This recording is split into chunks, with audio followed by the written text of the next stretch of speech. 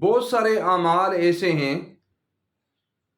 جن کی کثرت کی وجہ سے اللہ تعالیٰ انسان پر اپنا خصوصی فضل و کرم فرماتے ہیں۔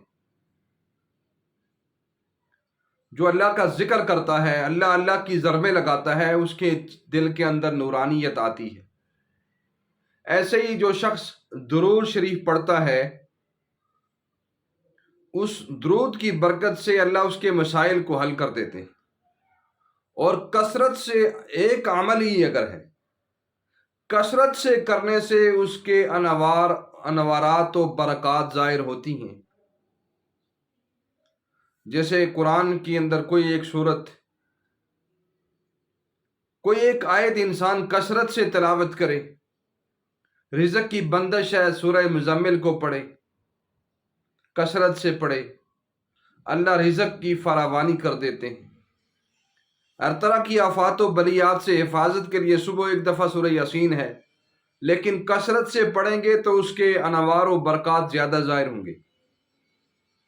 ایسے ہی سورہ فاتحہ ہے، سورہ اخلاص ہے، ان کی کثرت کی وجہ سے اللہ تعالیٰ انسان پر خصوصی رحمت انوارات کی بارش فرماتے ہیں۔ ایک صحابی ہیں، یہ امام رازی رحمۃ اللہ علیہ نے تفسیر رازی میں فی تفسیر قل هو اللہ احد میں لکھا ہے، ایک صحابی معاویہ بن معاویہ لیثی انصاری، ان کا انتقال ہوا مدینہ کے اندر، اور رسول اللہ صلی اللہ علیہ وسلم تبوک میں تھے۔ جبریل امین اور فرشتوں نے ان کو اٹھایا، تبوک لے کر چلے گئے۔ اللہ کے رسول نے وہاں جنازہ پڑھایا، اور اس کے بعد فرشتوں نے پھر اٹھایا، انہیں واپس مدینہ منورہ لائے، اور ان کی تدفین پھر جنت البقیع میں ہوئی۔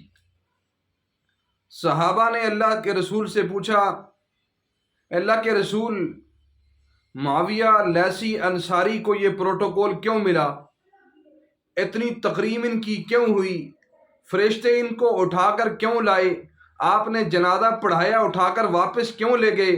تو اللہ کے رسول نے فرمایا کہ یہ صحابی سورہ اخلاص کی کثرت کرتے تھے، کثرت سے سورہ اخلاص پڑھتے تھے۔